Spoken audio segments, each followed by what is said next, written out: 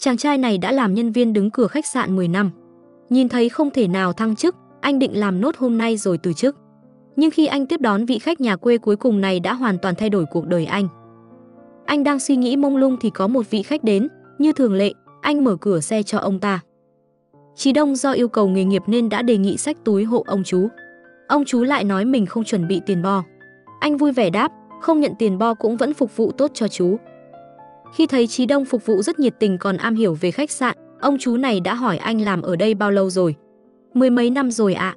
10 mấy năm vẫn cứ làm nhân viên đứng cửa, điều này khiến ông rất ngạc nhiên. Chí Đông muốn nhân lúc trước khi nghỉ việc thư giãn bản thân, kết quả lại gặp ông chú kia ở trong hồ bơi. Thật trùng hợp, chào cậu thanh niên, bơi khá lắm đó. Có đứng cửa cũng phải luyện tập mà.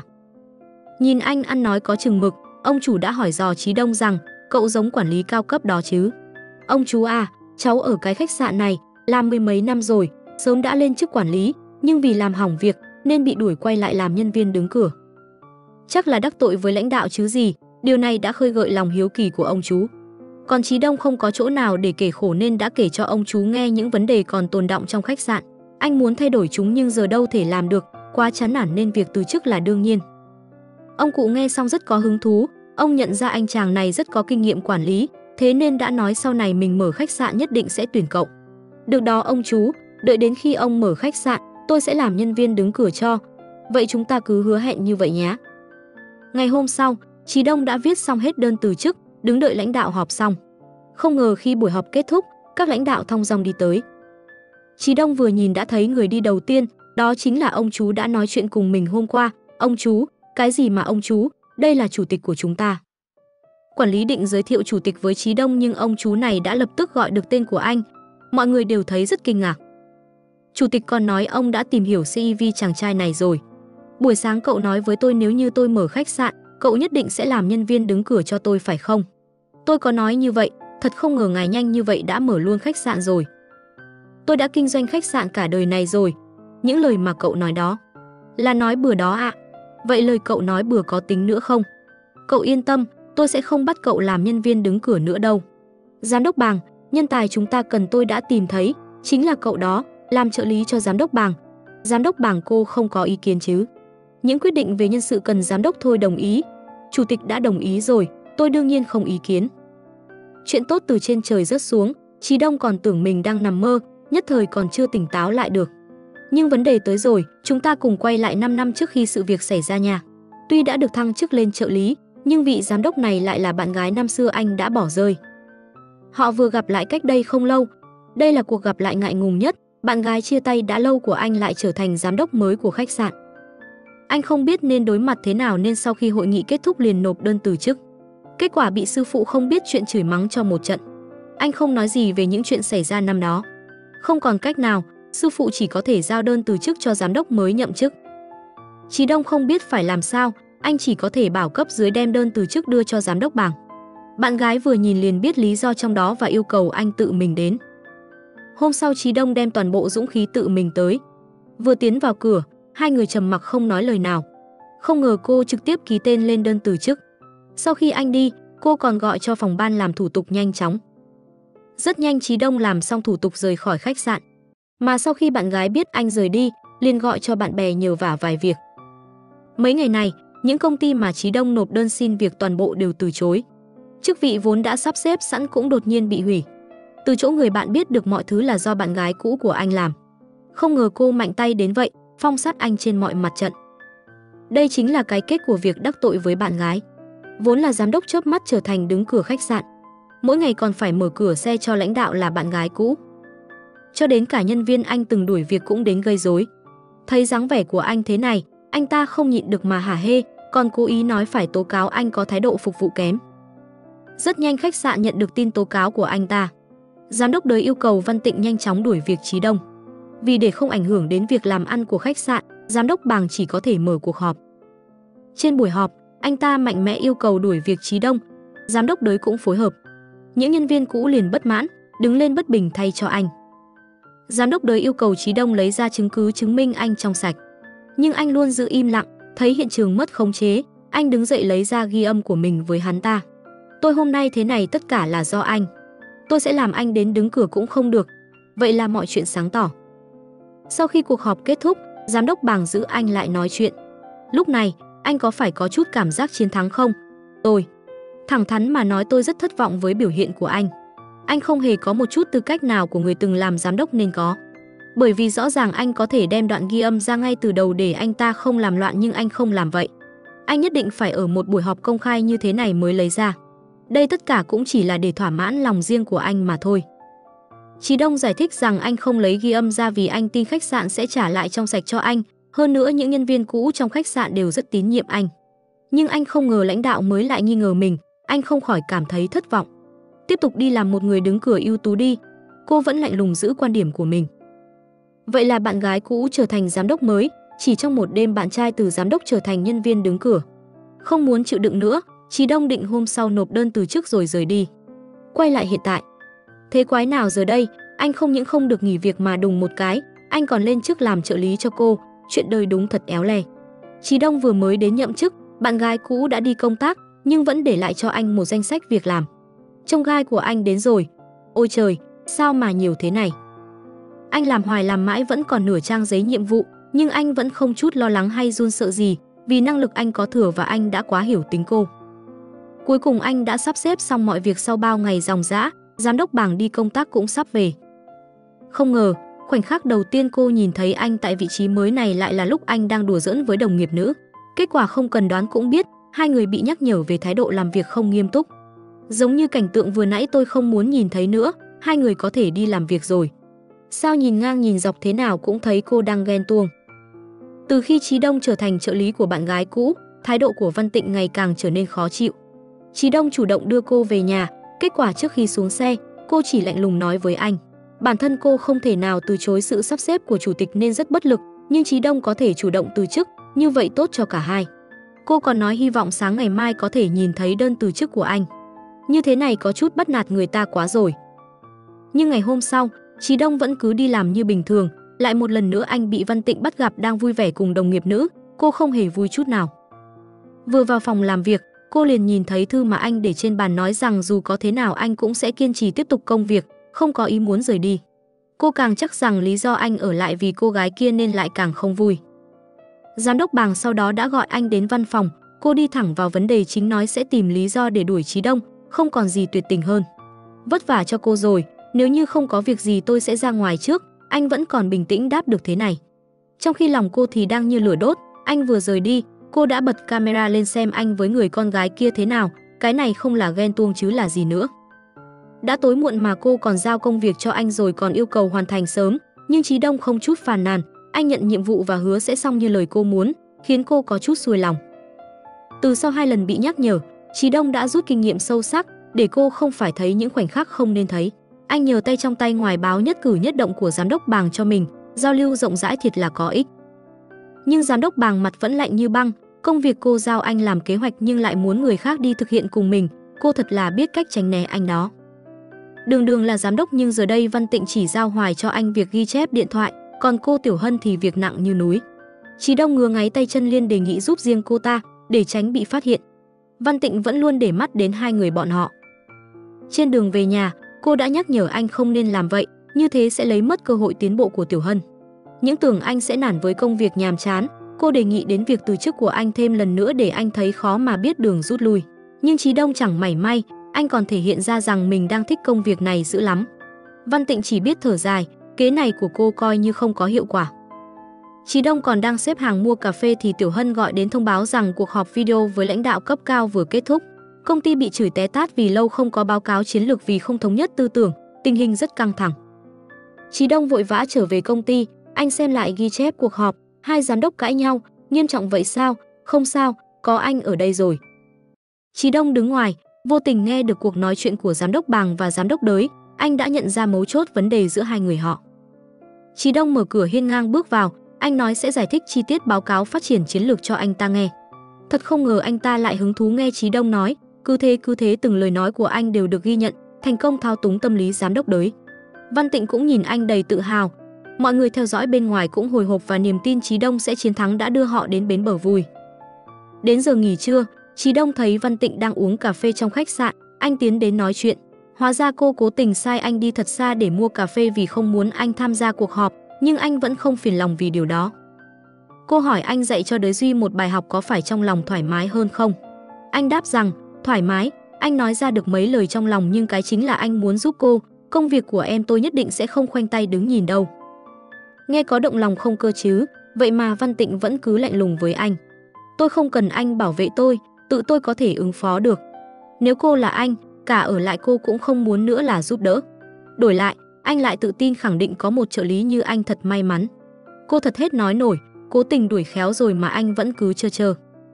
Chí Đông vừa mở miệng nhắc lại chuyện cũ, cô đã ngắt lời, bao nhiêu năm trôi qua rồi, con người đã thay đổi rồi. Nhưng trong Chí Đông vẫn còn hoài niệm, anh tưởng có những chuyện sẽ không bao giờ thay đổi. Anh sai rồi, mọi chuyện đều sẽ thay đổi, không thay đổi chỉ có bản thân thay đổi. Nói rồi cô lạnh lùng rời đi, không lẽ đợt này về nước là cô muốn báo thù anh? Tối nay giám đốc Bàng đi dự tiệc rượu, Chí Đông vì là trợ lý nên phải đi cùng cô, anh mặc trên người bộ vest trông bảnh bao hẳn ra. Hai người đàn ông đang chụp hình tự sướng bỗng đứng hình mất vài giây, trước mắt họ là Văn Tịnh ăn mặc trải chuốt xinh đẹp làm cho Chí Đông nhìn mà ngây cả người. Chào giám đốc Bàng kia sao anh không chào hỏi hả? Tôi biết mà, anh không phải là tài xế sao? Tôi là tài xế mà, tôi. Trên đường đi hai người ngại ngùng không nói lên lời. Trong buổi tiệc rượu, Chí Đông nhìn thấy Văn Tịnh phải ứng phó với những lời mời rượu của nhiều người đàn ông khác trong lòng cảm thấy rất khó chịu. Công việc xã giao này thật không dễ chút nào. Nhìn thấy cô và người khác đang khiêu vũ với nhau, anh không kìm được mà nhớ lại thời gian còn yêu cô. Trong những phút giây đó, hai người đã từng hạnh phúc biết bao. Tiệc rượu kết thúc, Chí Đông đã đưa Văn Tịnh về nhà. Văn Tịnh đi đến trước cửa thì lại quay đầu nhìn chằm chằm về phía anh. Anh có muốn lên ngồi một lát không? Hóa ra chỉ là do anh tự tưởng tượng mà thôi, ảo mộng vẫn khác xa với hiện thực. Cuộc họp chính thức được diễn ra. Bên này, Chí Đông dù rất lo lắng nhưng vẫn cố tỏ ra bình thản như không có chuyện gì. Chuông điện thoại vừa reo, anh đã vội vàng bắt máy, báo cáo phát triển chiến lược cuối cùng cũng được thông qua, anh thở phào nhẹ nhõm. Vì lời hứa, anh phải dắt Tiểu Hân đi ăn. Điều không ngờ là họ cũng gặp giám đốc Bàng ở đó, hai người còn đang bối rối chưa biết làm sao thì bất ngờ hơn khi thấy Đới Duy đến ngồi chung bàn với Văn Tịnh. Khả năng nhiều chuyện của Tiểu Hân cho thấy có tin đồn Đới Duy theo đuổi Văn Tịnh, vậy có lẽ hai người họ đang hẹn hò. Nghe tới đây, Chí Đông không thể ngồi yên được nữa, anh xách ly nước lên chính thức qua chào hỏi một tiếng. Nào ngờ đâu anh bị Đới Duy dè bỉu khi chúc mừng bằng nước cam chứ không phải rượu. Tiểu Hân vội lên tiếng bào chữa cho anh rằng anh mới uống thuốc nên không được uống rượu. Văn Tịnh nhìn anh đầy vẻ nghi hoặc, nhưng vì không thể để mất mặt trước tình địch, anh liền kêu lên rượu.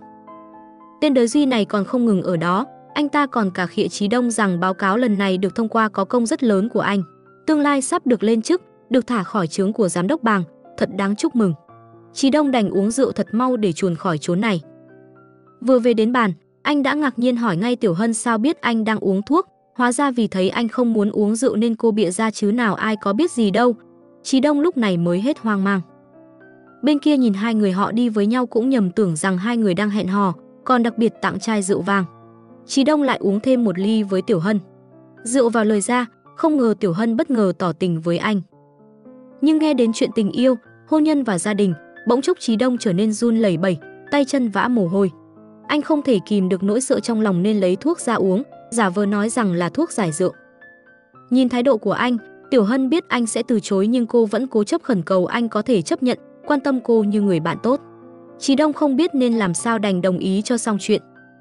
Bên này, Văn Tịnh vẫn luôn theo dõi họ, cô biết Tiểu Hân yêu thầm Chí Đông và sớm đoán được sẽ có ngày này. Nhìn người yêu cũ đang ở bên một người mới, cô không khỏi đau lòng, nhưng trước mặt người khác, cô vẫn cố tỏ ra thật kiêu hãnh.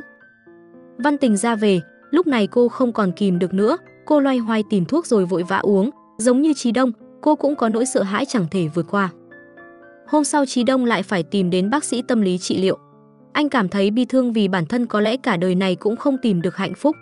Có lẽ là do từ trong sâu thẳm trái tim, anh đã muốn yêu lại từ đầu với Văn Tịnh nhưng đứng trước người đã từng bị anh làm tổn thương. Anh lại cố ý né tránh rồi lại bất lực ghen tuông khi thấy cô cùng người khác không phải anh. Hôm nay Chí Đông đến công ty thì thật bất ngờ, Văn Tịnh đã mua đồ ăn sáng cho họ, thật hiếm khi cô ấy hòa nhã như vậy. Không những thế cô ấy còn hỏi dò là hai người đang yêu đương hả? Chí Đông há hốc miệng khi nghe Tiểu Hân kể. Nhưng Tiểu Hân tiêu nghỉu đáp chỉ cô yêu đơn phương mà thôi, điều này có lẽ khiến thái độ của Văn Tịnh với hai người dễ chịu hơn đôi chút. Chí Đông nhìn bánh trên bàn, anh bồi hồi nhớ lại, ngày ấy anh cũng từng xếp hàng dài dằng dặc để mua cho cô bánh cô thích, hai người cùng ăn rất vui vẻ. Bên này, Văn Tịnh nhìn anh qua camera cũng đang nhớ về ký ức ấy, cô là làm theo lời khuyên mà mua món điểm tâm này, nghe được câu trả lời kia cô lại thầm mong anh cũng chưa quên những chuyện đã qua. Một hôm, Chí Đông đến gặp Văn Tịnh xin nghỉ phép dài hạn, một phần anh muốn có thời gian chăm sóc mẹ kế, một phần anh cần một khoảng thời gian khá dài điều chỉnh tâm trạng để có thể đối mặt với bà ấy. Cô khá thắc mắc lý do tại sao. Chí Đông giờ mới có thể thổ lộ với cô là vì ngày hôm ấy, mẹ kế ly hôn với bố anh rồi muốn rời đi, anh đã cố gắng chạy theo níu kéo, khóc rất nhiều dưới trời mưa. Mẹ ruột của anh cũng thế, cũng bỏ anh đi trong một ngày mưa tầm tã. Từ đó nỗi sợ hôn nhân cứ đeo đẳng anh mãi không thể dứt bỏ được, cứ kéo dài cho đến khi anh không có dũng khí đi đăng ký kết hôn với cô. Văn Tịnh nhìn thấy vẻ bối rối, không thoải mái của anh, cô liền lấy trong hộp bàn ra một vỉ thuốc, thuốc này có lẽ sẽ có tác dụng với anh, hy vọng có thể làm dịu cảm xúc của anh. Chí Đông nhìn thấy vỉ thuốc thì vô cùng ngạc nhiên, vì anh cũng đang uống. Hóa ra từ 10 năm trước, hai người họ đã hẹn nhau cùng đi đăng ký kết hôn. Nhưng hôm đó Văn Tịnh đã đứng ở trước cục dân chính cả ngày, cuối cùng cô vẫn không đợi được Chí Đông. Từ sau khi đó cô đã có ám ảnh tâm lý. Nhưng cô không hề hay biết, thực ra ngày hôm đó Chí Đông vẫn luôn trốn ở trong góc, nhưng anh lại không có dũng khí để bước ra gặp cô cũng bởi nỗi sợ hôn nhân này. Chí Đông từ chối không lấy thuốc khiến Văn Tịnh trở nên e dè, cô lại thu mình lại. Không khí giữa hai người trở nên ngượng ngùng vô cùng. Chí Đông đến gặp mẹ kế, dù đã chuẩn bị tinh thần từ trước, nhưng anh vẫn chưa thể vượt qua, anh nhớ lại rất nhiều những cảnh không muốn nhớ lại, thật sự anh chỉ muốn trốn tránh. Đang ngồi uống rượu giải sầu thì anh vô tình gặp Văn Tịnh. Không ngờ cô nói mình còn thảm hơn cả anh, vì cô chỉ có thể mỗi ngày không ngừng đối diện với một người mà mình không muốn gặp. Nói rồi cô uống cạn một hơi hết ly rượu, thở dài và nói rằng người đó chính là anh rồi rời đi. Chí Đông lúc này mới nhận ra cô đau khổ thế nào, anh vội vàng đuổi theo cô. Anh quyết định sẽ xin từ chức, sẽ đổi thành phố để sống để cô không cần phải đối mặt với anh nữa. Nhưng Văn Tịnh lại nói rằng cô đồng ý về nước là muốn tìm gặp anh, đối diện với anh để giải quyết nỗi ám ảnh tâm lý. Lâu như vậy rồi, cô đã hết lần này đến lần khác muốn cố gắng bình tĩnh đối diện với anh nhưng đều thất bại. Bấy giờ cô mới hiểu ra, cho dù anh có đi xa, vĩnh viễn không xuất hiện trong cuộc sống của cô thì ám ảnh trong lòng cô cũng sẽ không biến mất, giống như ám ảnh trong lòng anh sẽ không biến mất. Cho nên cô quyết định không để anh từ chức, sẽ dùng mọi cách để ngăn cản. Cô muốn ở bên cạnh anh, cho đến khi cô có thể thản nhiên đối mặt với anh mới thôi. Cô cũng khuyên anh nên can đảm đối mặt với mẹ kế như cách cô đang làm với anh. Chí Đông chỉ biết đứng đó, nhìn theo bóng cô xa dần. Giờ anh mới hiểu việc chia tay trước kia, người bị giày vò không chỉ có anh mà cả cô ấy. Anh nên trực tiếp đối diện thôi. Hôm nay anh nhắn cho Văn Tịnh rằng mình đã chủ động đến thăm mẹ kế, hy vọng anh sẽ làm được bởi vì anh hy vọng cô cũng có thể đối diện với anh. Chí Đông ngồi với mẹ kế, ban đầu anh có chút lo sợ, nhưng sau một hồi nói chuyện, hai người dần hiểu nhau hơn, anh có thể tha thứ những tổn thương bà đã gây ra cho mình. Sau đó anh còn nhắn cảm ơn sự cổ vũ của Văn Tịnh, điều này khiến Văn Tịnh rất vui. Chí Đông đến gặp bác sĩ, lần này tâm trạng anh có vẻ ổn hơn, anh cảm nhận được rằng nỗi sợ tình yêu trong anh đang dần dần biến mất. Anh muốn đi team building của công ty nhưng lại chần chừ vì sợ Văn Tịnh không đi, nhưng bác sĩ đã nhìn ra đây là cơ hội cho hai người nên khuyên anh đi. Mặt khác, bên này, cô cũng khuyên Văn Tịnh đi. Không ngờ cả Chí Đông và Văn Tịnh đều đang theo cũng một bác sĩ tâm lý. Rất nhanh cũng đến ngày công ty tổ chức vui chơi. Văn Tịnh đi xe riêng đến nơi, cô còn đang vui cười hớn hở thì bỗng trở nên biến sắc. Tụt mood hẳn khi thấy những tấm ảnh của Tiêu Hân và Chí Đông ngồi tựa vai nhau, cô vội xóa hết chúng đi để xa tầm mắt mình. Trong bữa tiệc tối, ánh mắt của Văn Tịnh vẫn không ngừng rời khỏi Chí Đông, anh đã cố tìm cơ hội đến gần cô để giải thích về những tấm ảnh đó nhưng Văn Tịnh lại cố tình không thèm nghe. Cả hai người mang tâm trạng nặng trĩu về lều, những khoảnh khắc hạnh phúc vẫn luôn ở trong tâm trí, hai người đều khao khát quay về thời điểm ấy. Chí Đông bước ra khỏi lều thì trông thấy Văn Tịnh cũng đang ngồi đấy. Chí Đông ôm chầm bạn gái cũ đã chia tay 10 năm, cho dù Văn Tịnh có giãy giụa thế nào thì anh vẫn cứ nhất quyết không buông. Cảnh tượng này vừa hay bị đồng nghiệp nhìn thấy, họ hoàn toàn không dám tin điều xảy ra trước mắt mình. Văn Tịnh lập tức bỏ chạy, Chí Đông đứng ở đó cảm thấy rất bối rối. Trên đường về nhà, Văn Tịnh âm thầm rơi nước mắt, trong đầu cô cứ liên tục xuất hiện cảnh ôm khi nãy. Sau đó, cô phải uống thuốc để khống chế nỗi sợ trong lòng. Chí Đông đã cố gắng liên lạc với Văn Tịnh, đến khi anh nói muốn báo cảnh sát thì cô mới chịu trả lời rằng muốn ở một mình. Chí Đông biết trong lòng mình chỉ có mình cô ấy nhưng anh chua chát nhận ra rằng anh càng đến gần thì cô lại càng đau khổ. Cảm giác bất lực này thật bứt rứt biết bao. Văn Tịnh lại phải đến bác sĩ trị liệu. Không ngờ đến nay anh đã buông bỏ được nỗi sợ để đối mặt nhưng Văn Tịnh lại không cách nào đối mặt với Chí Đông. Trước đây cô còn có thể đè nén tình cảm trong lòng, nhưng hiện nay mọi thứ đều trở nên hỗn loạn. Cô khóc nấc lên mà nói rằng, tôi sợ tất cả chuyện này đều là giả, tôi sợ đến cuối cùng vẫn là đau thương, bởi vì tôi đã trải qua một lần rồi. Nếu như lặp lại một lần nữa, tôi sợ rằng cả đời này của tôi sẽ không thể bước ra được. Câu nói này cũng giống như lần Chí Đông đi đến đây để trị liệu. Tôi thừa nhận tôi có yêu cô ấy, trừ cô ấy ra, tôi không thể yêu thêm ai khác được. Hỏi thế gian tình là chi, hai người yêu nhau mà sao không đến với nhau, chuyện yêu đương thật phức tạp quá. Văn Tịnh nghỉ phép 2 tuần, Chí Đông vẫn liên tục tìm cách liên lạc với cô mà không có phản hồi, thế nên đã tự mình đi tìm cô. Em cho anh một cơ hội có được không? Anh đi đi, đừng có tới tìm tôi nữa. Sao cứ phải lạnh lùng thế này cơ chứ? Chí Đông quyết định từ bỏ, anh thấy rằng khi anh càng đến gần Văn Tịnh thì càng khiến cô ấy tổn thương hơn. Trước đây anh trốn tránh cô ấy nên để lại nỗi đau cho cả hai người, giờ đây anh từ bỏ cũng là giải thoát cho cả hai.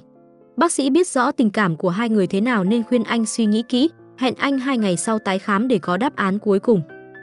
Xa xa đến tìm Văn Tịnh, khuyên bảo hết nước hết cái nhưng cả Văn Tịnh cũng muốn từ bỏ, cô không muốn gặp lại anh nữa, cô sẽ rời đi để anh bắt đầu cuộc sống mới. Xa xa đành nói lời cuối, về mặt tình cảm, anh ấy là người yếu đuối, anh ấy cũng muốn đứng lên, anh ấy cần em cho anh ấy một cơ hội, có lẽ cũng là cho bản thân một cơ hội. Văn Tịnh có chút đắn đo. Ngày hôm sau, Chí Đông đến tìm bác sĩ tâm lý, anh vừa xoay ghế lại thì thật bất ngờ, đối diện ngay trước mắt anh chính là Văn Tịnh. Hôm nay, hai người họ chính thức đối mặt với nhau, giải bày hết tất cả, ra câu hỏi thì đối phương phải trả lời, từ chối trả lời coi như kết thúc và có thể rời đi. Từ khi chúng ta chia tay đến giờ anh có tình yêu nào khác không? Không có ai cả. Còn em? Không có ai cả. Thời gian dài như vậy, anh có từng nghĩ đến em không? Có, Chí Đông trả lời không chút do dự, ngày nào tôi cũng nghĩ, nếu như không nhớ em, tôi đã không độc thân đến bây giờ. Nước mắt Văn Tịnh đã bắt đầu rơi. Em về nước là vì anh sao? Cô gật đầu mà không nói nên lời. 10 mấy năm rồi tại sao chưa một lần liên lạc với em? Tôi không có dũng khí này, thật sự không có. Vậy tại sao sau khi chia tay em lại đối xử với tôi như vậy?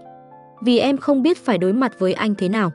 Em không hiểu tại sao đã bắt anh từ chức mà anh vẫn cứ đòi về, ngày nào cũng xuất hiện trước mặt em. Chỉ cần nhìn thấy anh, em sẽ nhớ ra một mình em đợi anh trong mưa, đoạn ký ức đau lòng đó. Nghe nói anh sắp từ bỏ rồi. Đến lúc này, Chí Đông cũng bật khóc, phải, anh đã quyết định từ bỏ em rồi, em càng gần anh càng đau khổ. Anh từ bỏ rồi. Bằng Văn Tịnh, anh thực sự từ bỏ rồi. Như vậy em có thể hoàn toàn giải thoát rồi chứ? Em không giải thoát được. Cô liên hỏi ngược lại anh, nếu như em biến mất thì anh có thể giải thoát được không? Chí Đông lắc đầu lia lịa, không được. Văn Tịnh, nếu từ bỏ thì em sẽ làm sao? Em sẽ ra nước ngoài, không về nữa, mãi mãi không quay lại nữa. Nghe đến đây, Chí Đông đau lòng khóc nức nở, anh sắp mất cô thật sao? Cho anh thêm một cơ hội nữa được không? Chỉ một lần thôi. Chúng ta sẽ bắt đầu lại từ đầu. Văn Tịnh im lặng không nói gì. 10 mấy năm rồi, ngày nào anh cũng bị giày vò, anh biết em cũng vậy. Tôi cầu xin em, hãy cho tôi một cơ hội cuối cùng. Tôi nhất định sẽ trân trọng. Chí Đông đã có thể bình tĩnh hơn. Văn Tịnh, cho dù thế nào, anh hy vọng chúng ta đều không từ bỏ tình yêu. Cho dù là đối phương hay không, anh cũng không mong.